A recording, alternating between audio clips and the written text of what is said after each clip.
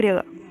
La civilización griega se desarrolló en el extremo noroeste del mar Mediterráneo y en varias islas como Creta, Chipre, Rodas y Cilicia, que ahora es Italia, cerca del año 2100. Posteriormente, los aqueos se expandieron por toda la península hasta alcanzar el sur de Italia y la costa occidental de Asia Menor. Estas dos regiones conformaron la Magna Grecia, llamada por los griegos Elas o Helada, de allí la denominación de helenos para los habitantes de la región.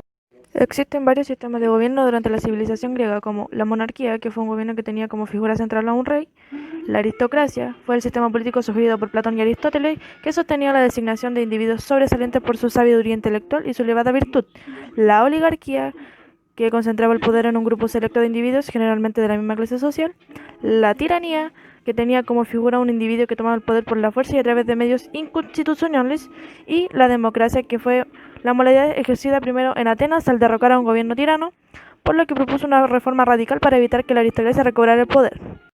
La civilización griega terminó debido a la dominación de la conquista romana, en una batalla llamada Batalla de Corinto, en el siglo II a.C., precisamente en el año 146 a.C.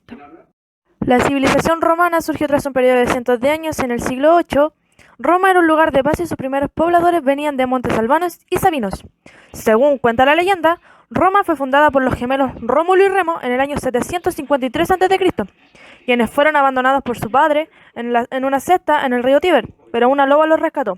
Llegada la adultez, los hermanos estaban por fundar una nueva ciudad, pero fue entonces que se pelearon. Rómulo mató a Remo y se convirtió en el primer rey de la región. La bautizó Roma en honor a su nombre. Una serie de reyes de origen sabino, latino y etrusco siguieron la sucesión para el cargo de rey, sin respetar la herencia del linaje, sino que eran elegidos por un senado. Los historiadores reconocen tres etapas en el desarrollo del gobierno romano: la monarquía, que comienza en el siglo VIII a.C. hasta el siglo VI a.C., que fue un periodo de gran influencia etrusca, del cual surgió el nuevo Estado romano y un sistema político que dio paso a la república. La república comenzó desde el siglo VI a.C. hasta el siglo I a.C. Comenzó con la expansión acompañada de un periodo de grandes luchas y conquistas, como las guerras púnicas que tuvieron lugar en Roma y en Cartago. Con la muerte de Julio César, se inició una pelea para tomar el mando de Roma entre Marco Antonio y Octavio, sobrino de Julio César, quien triunfó y dio comienzo al Imperio Romano. El imperio, desde el siglo I después de Cristo hasta el siglo V después de Cristo, fue el periodo caracterizado por un gobierno autócrata. El poder recaía en una sola persona, cuyas decisiones no estaban sujetas a leyes ni mecanismos que lo regularan. La gloriosa historia del Imperio Romano de Occidente llegó a su fin en el año 476, cuando Odoacro, un caudillo bárbaro, destituyó al joven emperador Rómulo Augusto y asumió el gobierno de Italia. En el 410, las tropas del visigodo Alarico saquearon Roma, causando una conmoción general en todo el imperio.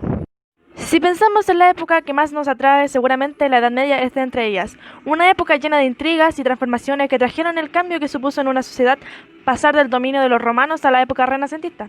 Esa es la Edad Media, el periodo más largo de la historia, que supuso la base de lo que hoy somos, de nuestras creencias y en gran parte de nuestra forma de pensar.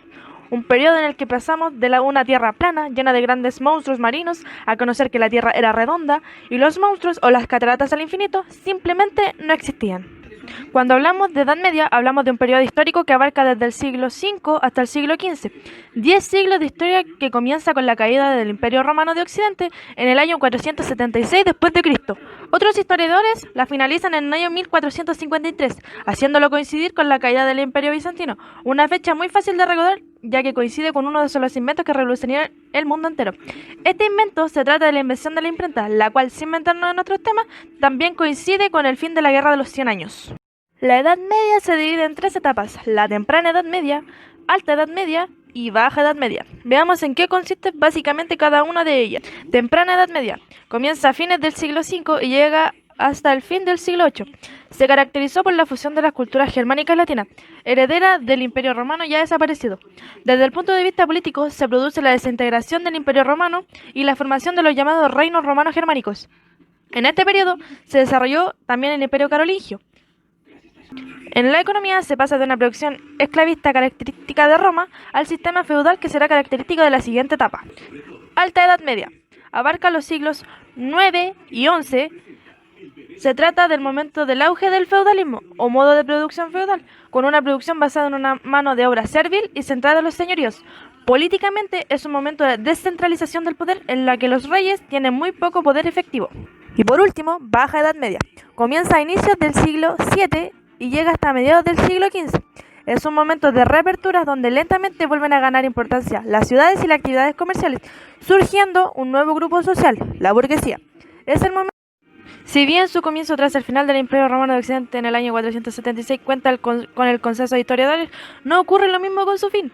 En muchas ocasiones se afirma que fue la caída de Constantinopla en manos de los turcos lo que marcó su final, pero existen otros acontecimientos igualmente relevantes que se pueden tomar como referencia. Así pues, hay quien afirma que fue el descubrimiento de América por Cristóbal Colón lo que propició su fin, o la invención de la imprenta por Gutenberg, así como la Guerra de los 100 Años. Sea como fuere, fue durante el siglo XV cuando este periodo de la historia terminó y seguramente no fue el único hecho en el que motivó su fin, sino que el conjunto de importantes acontecimientos que ocurrieron a finales del siglo XV propiciaron el alumbramiento de la nueva era del Renacimiento.